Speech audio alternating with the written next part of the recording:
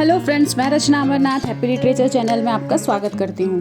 So in today's video we going to discuss about what is language. भाषा किसे कहते हैं ये हम समझेंगे, and along with that we going to see the definition of the language given by different theories. So before I start with the explanation, I would like to request you please do like, share, comment and subscribe to my channel which is happy literature. So friends, let us understand what is language. हम भाषा किसे कहते हैं, भाषा क्या होता है। So to know the meaning of language, to define the language, you just need to know the uses of language. Language को समझने के लिए, भाषा को समझने के लिए, उसका मतलब जानने के लिए आपको क्या जानना ज़रूरी है, उसका यूज़ क्या है, उसका इस्तेमाल क्या करते हैं हम। चलिए अब ये मान के चलते, ये अज्यूम कर लेते हैं कि आपको नहीं पता कि लैंग्वेज क्या है। You don't know the definition of the language. So how you will understand the definition of the language, let us see. एक एग्जाम्पल से समझते हैं इसे।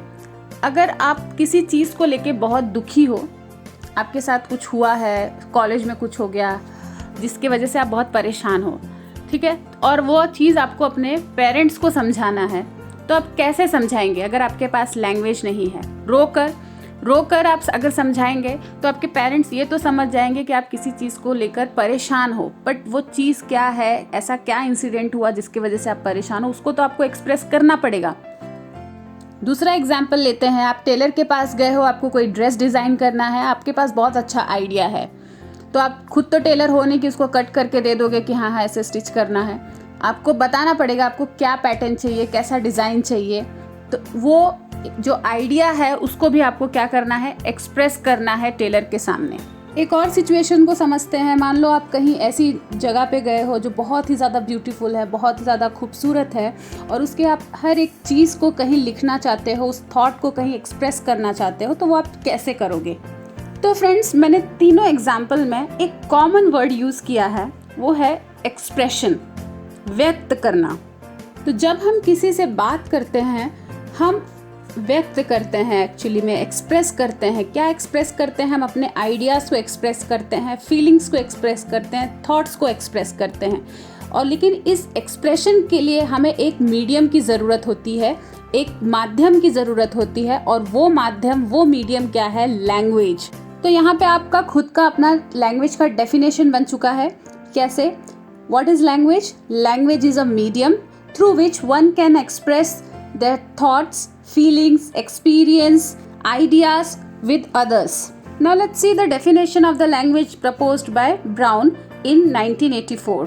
What he says, language is the most sophisticated and versatile means available to human beings for communication of meanings. तो Roger brown एक theorist हैं, उन्होंने language का डेफिनेशन ये दिया है कि language is the most sophisticated. यहाँ पे सोफिस्टिकेटेड का मतलब है कॉम्प्लेक्स, जटिल।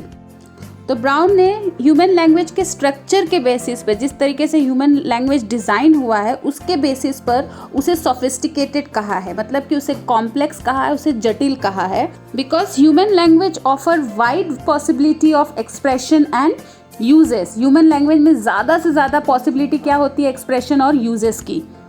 और वर्सेटाइल का भी मतलब यही हुआ, अनेक यूज़ वाला। मतलब जो ह्यूमन लैंग्वेज है यहाँ पे उसके यूजेस अलग अलग तरीके से किए जाते हैं। तो लैंग्वेज का यहाँ पे डेफिनेशन क्या है? Language is sophisticated and versatile means मतलब मीडियम, माध्यम, available to human beings for the communication of meaning, मतलब मीनिंगफुल कम्युनिकेशन के लिए, जिसमें कोई मतलब हो, ऐसे कम्युनिकेशन के लिए यूज़ किया जाता है ह्यूमन लैंग्वेज को।